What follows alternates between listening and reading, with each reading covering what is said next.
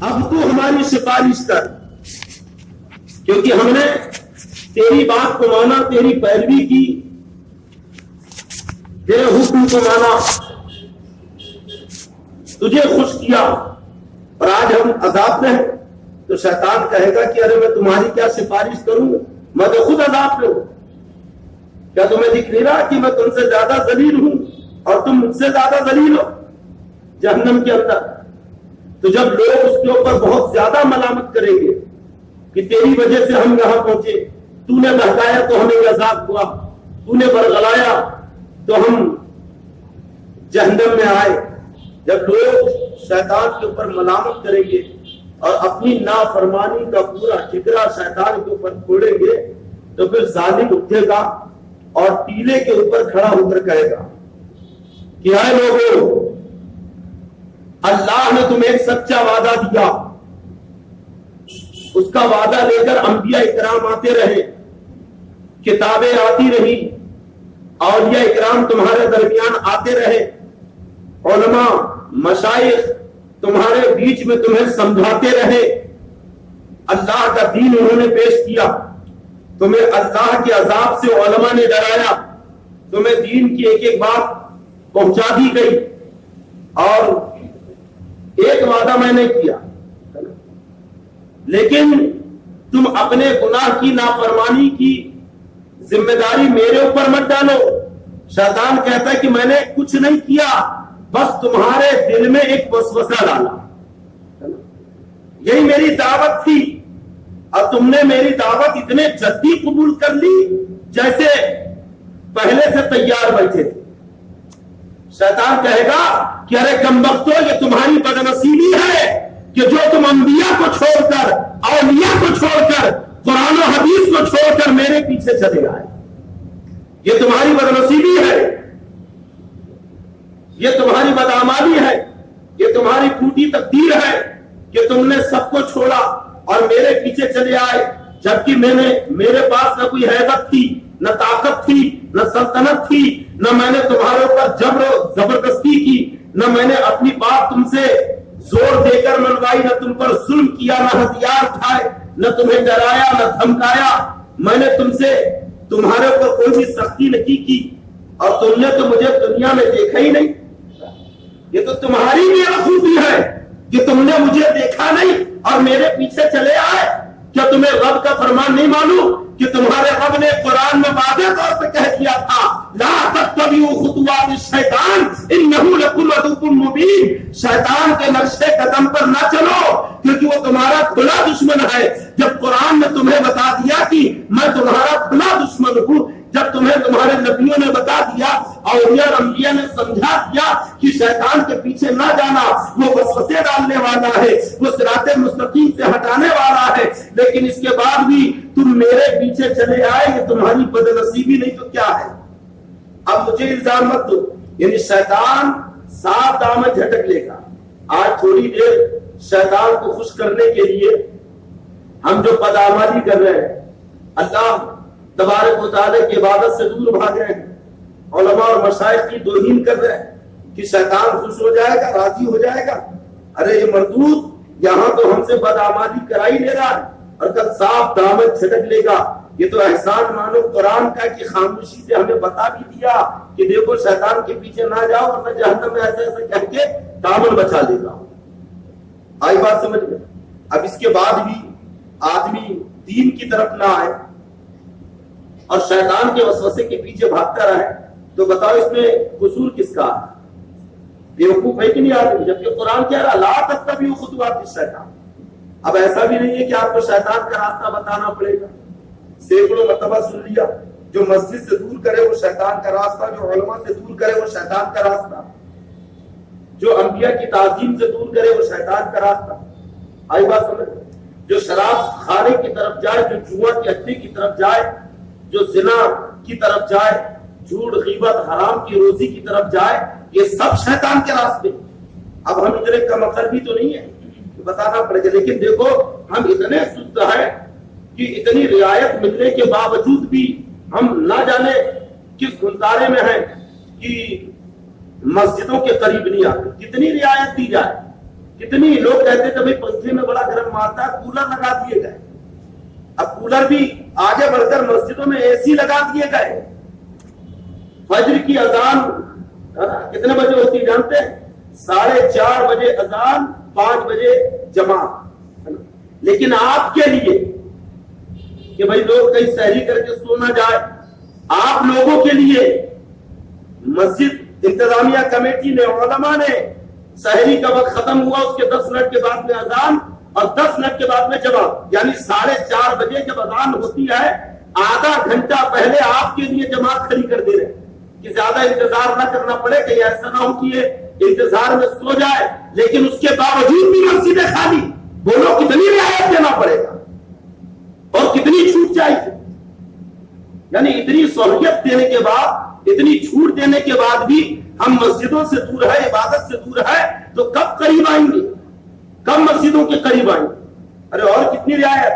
اب کیا ایک ایک کے گھر میں امام صاحب جا کے جماعت کریں گے کہ بالکل اس کے بیٹ کے قریب جا کے نماز پڑھائیں گے تاکہ نماز پڑھ کے سو جائے؟ اگر یہ رعایت بھی دے دی گی تو گھر میں تالے لگا دے گا تاکہ امام صاحب دیکھ لے باہر سے چلے جائیں. ایک ایک گھر کے لیے ایک ایک امام متعین کرنا پڑے گا. ارے بتائیے کیا یہ شیطانی وسوسہ، اپنے نفس کا غلبہ. سب سے مین چیز ہے نفس. آدمی کا سب سے بڑا دشمن اس کا نفس ہے جو اس کے اندر خود چھپا بیٹھا ہے. آئی بات سمجھ میں؟ کیونکہ سب کہتے ہیں کہ شیطان نے بہکایا تو شراب پی لیا، شیطان نے بہکایا تو شرک کیا، شیطان نے بہکا دیا تو کفر کیا، شیطان نے بہکایا تو زنا کیا، شیطان نے بہکایا اسے تو جھوٹ کہہ دیا. کہتے ہیں نا سب. تو صوفیہ کہتے ہیں کہ یہ بتاؤ شیطان کو کس نے بہکایا کہ اس نے آدم علیہ السلام کو سجدہ کرنے سے انکار کر دیا؟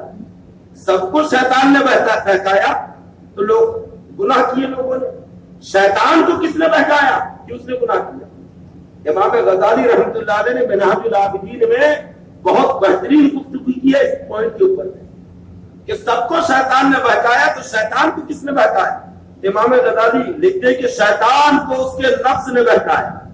اور آدمی کا اصل دشمن نفس ہے. شیطان تو ایک بھیڑیے کی طرح ہے، ادھر سے بھگاؤ تو ادھر سے آتا ہے، ادھر سے بھگاؤ تو ادھر سے آتا ہے. لیکن اصل دشمن جو نفس ہے وہ چیتے کی طرح ہے.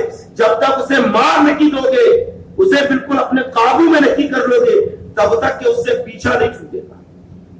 آئی بات سمجھ لو. اور آدمی کو جو شیطان بہکاتا ہے یہ اسی نفس کو اپنے کنٹرول میں کرے، نفس کو اپنے انڈر میں کر کے. ورنہ یہ بتاؤ بہت سارے لوگ رمضان میں روزے نہیں رکھے، دن میں کھرے چبا رہے ہیں، جبکہ باہر شریعت میں آپ مسئلہ پڑھیے کہ اگر جو رمضان کے مہینے میں جان بوجھ کر دن میں کھائے پیے تو بادشاہ اسلام کو چاہیے کہ اسے قتل کر دے. اسے جینے کا حق نہیں ہے کیونکہ وہ اللہ کے قانون کا مذاق اڑا رہا ہے. لوگ رمضان میں بھی نمازیں نہیں پڑھ رہے. اب بھائی شیطان تو قید ہے، قید خانے میں نا. پھر کیوں؟ تو یہ نفس کی وجہ سے، یہ جو نفس غالب ہے نا ہمارے اوپر. اس لیے مومن کی کامیابی اسی میں ہے کہ نفس کی مخالفت کرے اور شیطان کے فریب سے بچتے رہے. امام غزالی رحمۃ اللہ علیہ فرماتے ہیں کہ اگر کوئی اپنے علم کی، تقوی کی، پرہیزگاری کی بنیاد پر شیطان سے بچنے کا دعویٰ کرتا ہے تو گمراہ. شیطان سے بچنے کا اور نفس کی شرارت سے بچنے کا صرف اور صرف ایک ہی راستہ ہے اور وہ ہے اللہ کی پناہ. کہ شیطان سے اللہ کے سوا کوئی نہیں بچا سکتا. آئی بات سمجھ. اس لیے تو سرکار غوث پاک سے جب اس نے کہا تھا کہ عبد القادر تجھے تیرے علم نے بچا دیا تو آپ نے کہا مردود پھر بہکا رہا ہے، مجھے میرے رب نے بچایا ہے. اس لیے ہم بار بار پڑھتے نا اعوذ باللہ من الشیطان الرجیم، پڑھتے ہیں کہ نہیں؟ اے اللہ میں شیطان مردود سے تیری پناہ چاہتا ہوں. تو شیطان سے بچنے کا صرف ایک راستہ ہے. امام غزالی فرماتے ہیں کہ رب کی بارگاہ میں رو رو کے دعا کریں کہ مولا ہمیں شیطان اور نفس سے بچا، ورنہ وہ مردود اور ظالم وہ ہے کہ جس نے بڑے بڑوں کی عبادتوں، ریاستوں کو تباہ کر دیا اور لوگوں کے تقووں کو اس نے تباہ کر دیا. ایسی چالیں چلتا ہے شیطان اور آدمی اس کی چال نہیں سمجھ سکتا ہے. کئی چالیں اس کی. آئی بات سمجھ. کئی پھندے. ایک مرتبہ حضرت یحییٰ علیہ السلام کہیں جا رہے تھے، دیکھا کہ شیطان آ رہا، اس کے ہاتھ میں کئی پھندے. کہا کہ بھائی تیرے ہاتھ میں کیا چاہیے؟ میرے پھندے، اس سے میں لوگوں کو پھانستا ہوں. ایسا کہاں؟ کہ یہ کون سا پھندا ہے؟ تو کہا کہ یہ میرا وہ پھندا ہے جس سے لوگوں کو خوب کھانا کھلا دیتا ہوں، اور جب خوب کھلا دیتا ہوں پیٹ بھر کے تو وہ عبادت سے غافل ہوتا ہے، سستی اس کے اوپر چھاتی ہے۔ تو حضرت یحییٰ علیہ السلام کہتے ہیں کہ قسم خدا کی اب کبھی پیٹ بھر کے نہیں کھاؤں گا۔ تو یحییٰ تو شیطان بھی کہتا ہے کہ اے اللہ کے نبی مجھے بھی اللہ کی قسم کہ اب میں کبھی کسی کو اپنے پھندوں کے بارے میں نہیں بتاؤں گا۔ اچھا ایک روایت یہ ہے کہ حضرت یحییٰ علیہ السلام نے پوچھا کہ مردود یہ کیا ہے؟ تو کہا پھندے۔ تو کہا تیرا سب سے ڈینجر پھندا کیا ہے، سب سے خطرناک، جس سے اگر تو لوگوں کو پھانسے تو بڑے بڑے عابد و ذاکر کے پیر جگمگا جائے، بڑے بڑے متقی پرہیزگار کا تقوی ٹوٹ جائے، پتا وہ کون سا پھندا ہے؟ تو مردود شیطان ظالم نے کہا تھا کہ وہ پھندا ہے عورت۔ کیا کہا تھا؟ سمجھے نوجوانوں، شیطان کا سب سے بڑا، اور کہتا ہے کہ اے اللہ کے نبی حضرت یحییٰ علیہ السلام سے کہہ رہا ہے کہ میرے 18 شیطان، یعنی اس کے جو چھیلے چپاٹے، تو مردود کہتا ہے ابلیس کہ 18 شیطان جو کام نہیں کرتے ہیں وہ کام ایک عورت کر دی، یعنی ایک عورت 18 شیطان کا کام کر دی۔ بتائیے، اس لیے تو سید امام غزالی رحمت اللہ علیہ لکھا کہ اپنی بچیوں کو، عورتوں کو گھر میں رکھو، انہیں دریچے سے یعنی کھڑکی سے بھی جھانکنے مت دو۔ یعنی اس زمانے میں سیدنا امام غزالی نے لکھا اپنے دور میں کہ عورتوں کو کھڑکیوں سے جھانکنے مت دو، کیونکہ کھڑکیوں سے جب جھانکیں گی تو کسی سے نگاہیں چار ہوں گی، اور جب نگاہیں چار ہوں گی تو باتیں ہوں گی تو وہ دروازے پہ آئے گی، یہاں تک امام غزالی نے لکھا۔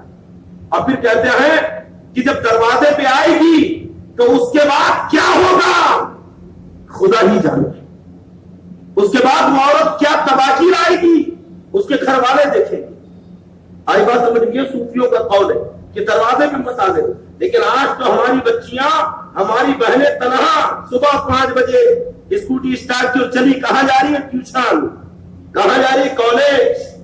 آئی بات سمجھ گئے؟ کہاں جا رہی ہے؟ دعوت میں بند خبر کے، بے نقاب بے پردہ۔ آئی بات سمجھ؟ اور بھائی خود اپنی بہن کو بے پردہ گھما رہا ہے، باپ اپنی بیٹی کو بے پردہ گھما رہا ہے، شوہر اپنی بیوی کو بے پردہ گھما رہا ہے، اور بڑی شان سے آخر بتانا کیا چاہتا ہے؟ بے پردہ نہیں جاتا، کیا دکھانا چاہتا ہے؟ کس کی نمائش کرانا چاہتا ہے؟ یہ تو وہی کرے گا جس کی غیرت مر گئی، اپنی بہن کی نمائش، اپنی بچیوں کی نمائش تو وہی کرے گا بے پردہ نہیں جا کر جس کا ضمیر مر گیا ہے۔ ایک غیرت مند مسلمان کبھی ایسا نہیں کر سکتا، کر سکتا؟ وہ تو ہمیشہ اپنی بہنوں کو، اپنی بچیوں کو پردے کی تلقین کرے گا۔ کچھ ہماری بہنوں کو پردے کی توفیق ملی، لیکن پردے کو بھی، نقاب کو بھی آج ایک مذاق بنا دیا، ایسا عجیب و غریب نقاب کا مطلب یہ ہے کہ بدن کی حیت نظر نہ آئے۔ اور میں نہیں کہتا، آپ دیکھیے کتاب اللباس وغیرہ اٹھا کر بخاری شریف میں، مسلم شریف میں، ترمذی میں، ابن ماجہ میں، بہار شریعت میں، بلکہ بہار شریعت کا جو 16واں حصہ ہے اسے آج اسلامی اخلاق و آداب کے نام سے ایک ترتیب دی گئی، اس کے اندر لباس کا بیان ہے، کتاب اللباس۔ آپ اس کے اندر پڑھیے کہ مرد ہو یا عورت ایک دم ٹائٹ اور چست کپڑے پہننا جس سے ان کی بدن کی رنگت چھلکے ناجائز، سمجھے؟ کم کپڑے پہننا تو ناجائز، حدیث پاک میں ہے کہ کچھ عورتیں ایسی ہوں گی کہ جو کپڑا پہننے کے بعد میں بھی برہنہ رہیں گی۔ آقا فرماتے جب وہ زمانہ آئے تو سمجھ لینا قیامت آ گئی۔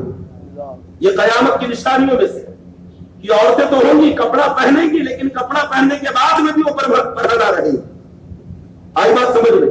تو مرد ہو یا عورت، انہیں ایک دم ٹائٹ اور چست کپڑے کہ جس سے بدن کی رنگت چھلکے، ایسے کپڑے پہننا بالکل منع، شریعت میں ناجائز ہے نا۔ بلکہ عورتوں کے لیے تو وہ احتیاط آیا ہے، آپ دیکھیے بہار شریف وغیرہ میں، بلکہ جنتی زیور اور سنی بہشتی زیور، بہشتی زیور بتا لینا، آئی بات سنی بہشتی زیور، اس میں باقاعدہ لکھا ہوا کہ عورتوں کو تیز خوشبو استعمال نہیں کرنا چاہیے، تیز خوشبو، کیونکہ اگر تیز خوشبو لگائے گی تو ہو سکتا ہے کہ غیر مرد کی نگاہ اس کی طرف چلی جائے۔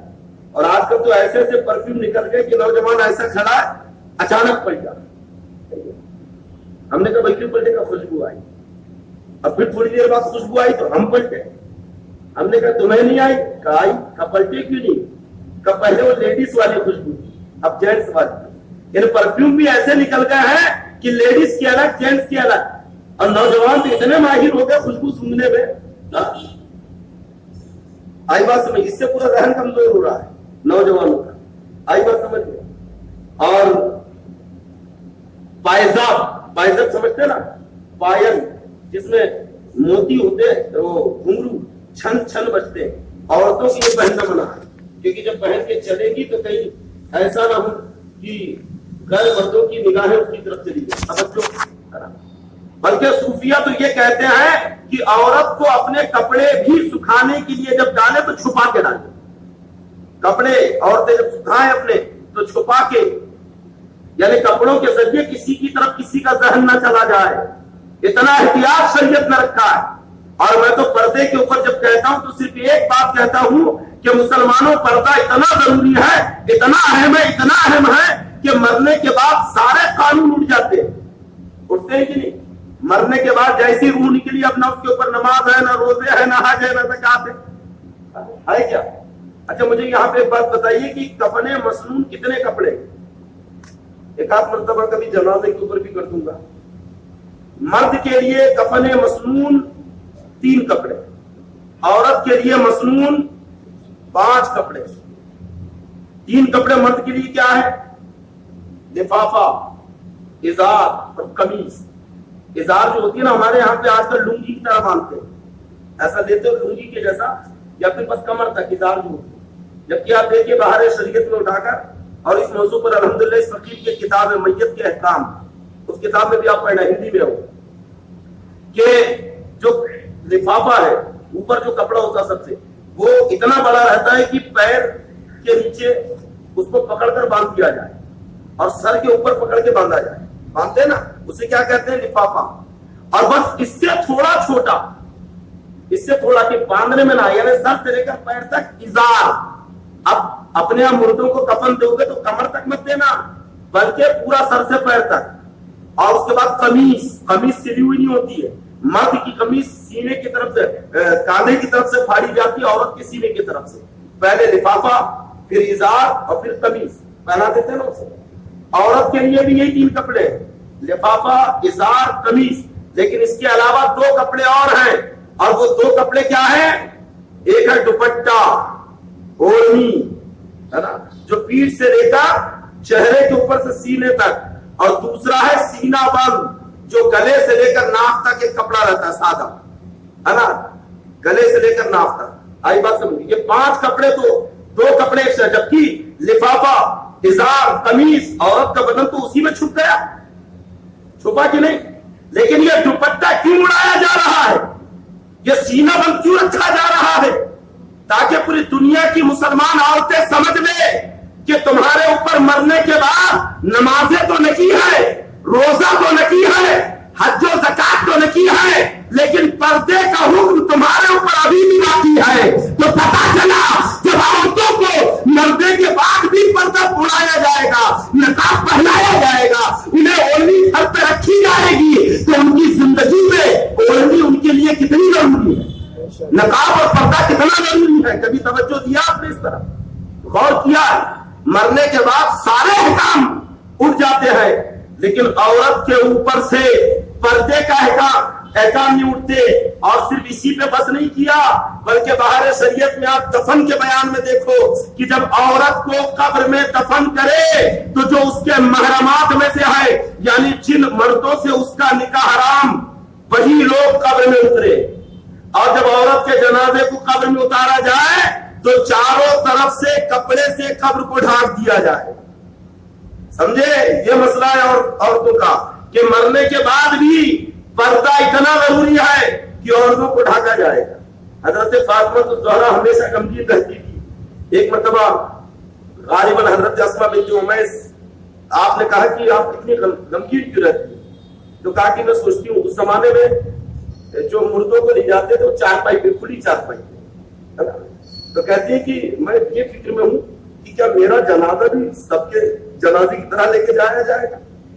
جبکہ آپ کفن میں رکھتی ہوں, دیکھا مجھے, میں یہ بھی پسند نہیں کرتی کہ مجھے ایسا لے کے جائے کہ لوگ دیکھیں.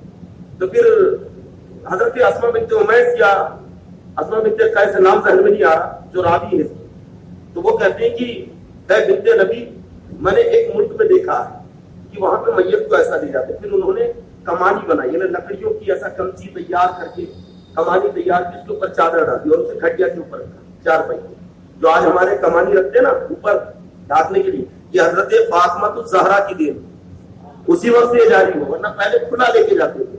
تو حضرت فاطمہ اتنی خوش ہوئی، کہا کہ جب میرا انتقال ہو تو میرا جنازہ ایسے ہی لے کے جانا تاکہ کسی کی بھی نظر میرے اوپر نہ پڑے۔ اور فاطمہ بنت رسول تو وہ ہے کہ کبھی کسی غیر محرم نے انہیں نہیں دیکھا، یعنی گھر میں رکھی اپنے باپ اپنے والد کے گھر میں تو پردے میں رکھی، شوہر کے گھر حضرت علی کے گھر گئی تو پردے میں، اور کہا جب جنازہ نکلے تو پردے میں، قبر میں ہے تو پردے میں، اور جب قیامت کے میدان میں آئیں گی تو روایت میں آیا ہے کہ ایک منادی ندا کرے گا کہ اے اہل محشر اپنی نگاہوں کو جھکا دو، کیونکہ فاطمہ بنت محمد رسول اللہ پل صراط پار کر رکھی ہے۔ پھر حضرت فاطمہ الزہرا 70,000 ہیروں کے جھرمٹ میں پل صراط پار کرے۔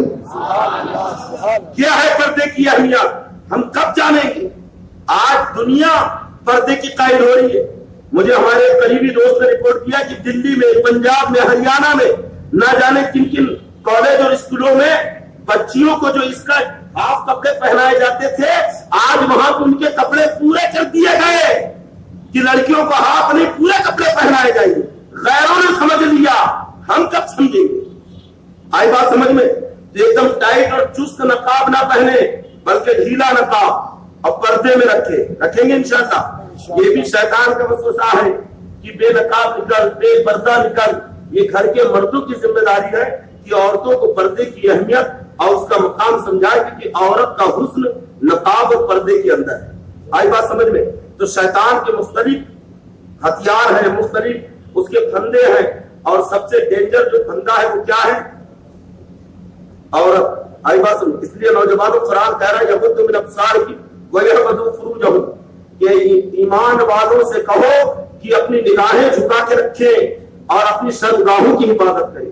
ایمان والی عورتوں سے کہو کہ اپنی نگاہیں جھکا کے رکھے اور اپنی پارسائی کی حفاظت کرے، کیونکہ شیطان جب بہکانے کے لیے آتا ہے تو وہ گناہ گاروں کے پاس تو آتا بھی ہے، وہ تو کہتا ہے کہ یہ تو خدا دا میرا ہی کام کر رہے ہیں نا۔ بڑے بڑے پرہیزگار نیکوکار کو اس نے چھوڑا ہے۔ حضرت خواجہ فخر الدین رازی رحمۃ اللہ علیہ کتنے بڑے عالم ہیں، تفسیر کبیر انہی کے علامہ فخر الدین رازی، کہ جنہوں نے جب اعوذ باللہ من الشیطان الرجیم سے مسئلے نکالنا شروع کیا تو 10,000 مسئلے نکالے۔ اتنے بڑے امام کہ جو زندگی بھر تبلیغ کرتے رہے، لوگوں کے ایمان و عقائد کو بچاتے رہے، لیکن جب ان کا آخری وقت آیا تو شیطان آ گیا سر کے اوپر اور کہتا ہے کہ فخر الدین ایک سوال پوچھنا ہے۔ آپ نے کہا کیا؟ کہا اللہ ایک ہے، کہاں؟ کہا دلیل دو۔ آپ دلیل دے رہے ہیں وجود باری تعالیٰ پر، وحدانیت کے اوپر میں۔ ایک دلیل دی اس نے توڑ دی، دوسری دلیل دی وہ بھی توڑ دی، کیونکہ شیطان جاہل نہیں ہے، بلکہ شیطان تو اتنا پڑھا لکھا ہے کہ ہر نبی کی شریعت کا ہر قانون سے معلوم تھا۔ دین موسوی میں کیا جائز ہے کیا نہ جائز، عیسیٰ علیہ السلام کی شریعت میں کیا جائز کیا نہ جائز، اس شریعت میں کیا جائز کیا نہ جائز سب پتا اسے، تبھی تو بہکا رہا ہے۔ ارے جائز سے ہٹا کر ناجائز میں کیوں لگا رہا ہے؟ اسے پتا ہے تبھی تو لگا رہا نا، علم ہے تبھی تو جائز سے ہٹائے گا ناجائز میں لگائے گا۔ اتنا علم اسے تو بتاؤ، جو بیماری ہے اسے اتنا علم، تو مصطفیٰ جامع رحمت جو ہر بیماری کا علاج ہے ان کے علم کا عالم کیا ہوگا؟ تو شیطان سوال کر رہا ہے، حضرت علامہ فخر الدین رازی جواب دے رہے ہیں ایک دلیل دی ہے کہ اللہ ایک ہے، اللہ ایک ہے، اس پر ایک دلیل اس نے توڑ دی، دو دلیل دی اسے بھی توڑ دیا، تین دلیل دی اسے توڑ دیا، دلیل دیتے جا رہے وہ دلیل کا جواب دیتے جا رہا ہے۔ اس طرح سے آپ نے 360 دلیلیں دی۔ کتنی؟ 360، معمولی بات نہیں ہے۔ اور 360 دلیل دینے کے بعد میں اب بے چین ہو گئے، اب پریشان ہو گئے، کیونکہ شیطان نے تو ساری دلیلوں کا جواب دے دیا۔ اب بے چین پریشان کہ میں شیطان سے کیسے نجات پاؤں، چھٹکارا پاؤں، اس مردود کو دفع کیسے کروں، کیونکہ 360 دلیل وجود باری تعالیٰ پر علامہ فخر الدین رازی نے دی، لیکن شیطان نے ساری دلیلوں کا جواب دے دیا اور کھڑا ہوا ہے اور سوال کر رہا ہے۔ اب بے چین، بولو کون بے چین ہے؟ وہ جنہوں نے دنیا میں نہ جانے کتنوں کا ایمان بچایا، آج خود اپنے ایمان کے لیے پریشان ہے۔ جس نے دنیا میں نہ جانے کتنوں کے عقیدے کی حفاظت کیا ہے لیکن آج اپنا عقیدہ سنبھالنے کے لیے بے چین ہے، ارے وہ فخر الدین رازی بے چین ہے مرتے وقت کہ جن کے پاس توحید باری تعالیٰ پر 360 دلیلیں ہیں۔ میں پوچھتا ہوں آپ کے پاس کتنی دلیل ہے؟ کوئی دلیل؟ اگر میں آپ سے پوچھوں اللہ ایک ہے کہ نہیں، بولیے صاحب بے شک ہے، تو کیا سب کتنی دلیل ہے؟ کوئی ایک دو دلیل؟ اگر ایک آدھ دلیل ہو تو بتاؤ۔ دیکھو ارے 360 دلیل جن کے پاس تھی وہ بے چین اپنے ایمان کی لیے، اور یہاں ایک بھی دلیل نہیں لیکن ایسے بے فکر کھا رہے ہیں، پوچھ رہے ہیں، سو رہے ہیں، آرام کر رہے ہیں، مسجدوں سے دور ہے، علماء سے دور ہے، یہ بے فکری کی زندگی جی رہا ہے۔ بولو ہے کہ نہیں ہماری غفلت؟ ایک بھی دلیل نہیں۔ اگر مرتے وقت شیطان آ گیا چمٹی لے گا بس ایسا ڈھیر ہو جائیں گے، کیا جواب دیں؟ یعنی اتنے بے فکر کیوں ہے ہم؟ یعنی ہمارا نفس اتنا موٹا ہو گیا، ہم پر غالب ہو گیا، جبکہ ایمان کے لیے تو سب کو ڈرنا ہے۔ صحابہ اکرام ایمان کے لیے ڈرا کرتے تھے، روتے تھے کہ مولا ہمیں اس دنیا سے ایمان کے ساتھ اٹھا۔ بڑے بڑے اکابر اولیاء افتاب ابدال اوتاب اپنے ایمان کی فکر کرتے تو کرنا ہے ہر کسی کو، لیکن اگر فکر نہیں ہے تو صرف ہمیں اتنی غفلت میں ہم جی رہے ہیں۔ بتاؤ علامہ فخر الدین رازی 360 دلیل رکھنے کے بعد میں بھی بے چین، یہاں تو ایک بھی دلیل نہیں، اب کوئی فکر نہیں کہ مولا مرنا ہے، تیری بارگاہ میں آنا ہے، شیطان سے سابقہ ہوگا، ایمان چھیننے کی کوشش کرے گا۔ اگر دلیل نہیں ہے تو کم سے کم غفلت سے تو نکلو، اتنا علم نہیں ہے تو کم سے کم علماء کے قریب بیٹھو اور رو رو کے دعا مانگو کہ اللہ ہمیں توفیق دے اور ہمیں اس دنیا سے ایمان کے ساتھ اٹھا، ہمارا ایمان پہ خاتمہ فرما۔ یہ تو کر سکتے نا، نمازوں کی پابندی تو کر سکتے ہیں، علماء کے قریب تو آ سکتے ہیں، کم سے کم ان کے طوفان بھی ایمان کی حفاظت ہو جائے گی۔ غفلت سے تو نکلیں گے نا، کیونکہ آگے وہی کام آتے ہیں، دلیل ہو یا نہ ہو کام تو وہی آتے ہیں۔ کیونکہ علامہ فخر الدین رازی بھی جب بے چین ہو گئے تو وہیں سے اپنے پیر و مرشد حضرت خواجہ نجم الدین کبریٰ رحمۃ اللہ علیہ کو پکارا کہ حضور بڑا پریشانی کا معاملہ ہے، مردود ظالم کو 360 دلیل دے دیا لیکن ایک بھی دلیل نہیں مان رہا ہے، ساری دلیلوں کا جواب دے دیا، اب بالکل چند سانسیں حلق میں باقی ہے، آخر کروں تو کیا کروں، آپ کی مدد کی ضرورت ہے۔ دیکھو یہی کام آتے ہیں، سبحان اللہ سبحان، اس لیے تو ہم اولیاء کرام کا دامن تھامتے ہیں کہ ہم میں کچھ ہو نہ ہو لیکن جن کا دامن ہم نے تھاما ہے وہ تو تاجدار ہے، کیونکہ بڑے گھر کا نوکر بھی بڑا ہوتا ہے، بڑے آدمی کا غلام بھی بڑا ہوتا ہے۔ آئی بات سمجھ میں؟ تو الحمدللہ ہم بھی بڑی بڑی بارگاہوں کے غلام ہیں۔ اعلیٰ حضرت نے یوں نہیں فرمایا ہے کیسے آقاؤں کا بندہ ہوں رضا، بول والے میری سرکاروں کی، کتنی بڑی اور عظیم بارگاہوں کے ہم غلام ہیں، تو ان کی نسبتیں کام آئے گی، لیکن کوشش کرنا ہے۔ علامہ فخر الدین رازی نے پہلے جواب دیا پھر نسبت کی طرف، ہمارے پاس جواب نہیں ہے تو کم سے کم نیکیاں کرے، نماز پڑھے، آئی بات سمجھنے، اولیاء کرام کے نقشے قدم پہ چلے اور جب کبھی مصیبت آئے پھر ان کا دامن تھامے، دیکھو کیسی مدد ملتی ہے۔ تو حضرت علامہ نجم الدین کبریٰ رحمۃ اللہ علیہ وہی سے کہتے ہیں اے فخر الدین اس ظالم سے کہہ کیوں نہیں دیتا کہ جا میں اللہ کو بغیر دلیل کے مانتا ہوں، سبحان اللہ سبحان اللہ، جا اب تیری کسی بات کا جواب نہیں دینا، میں اللہ کو مانتا ہوں، ایک مانتا ہوں، بغیر دلیل کے مانتا ہوں، چل جا۔ ظالم شیطان چلا گیا وہاں سے۔ آئی بات یہ شیطان کے بندے ہیں، اللہ تبارک و تعالیٰ شیطان مردود کے وسوسوں سے، اس کے پھندوں سے تمام سنی مسلمانوں کی حفاظت فرمائے، بالخصوص نوجوانوں کی حفاظت فرمائے۔ السلام علیکم ورحمۃ اللہ۔ اب تو ہماری سفارش کر، کیونکہ ہم نے تیری بات کو مانا، تیری پیروی کی، تیرے حکم کو مانا،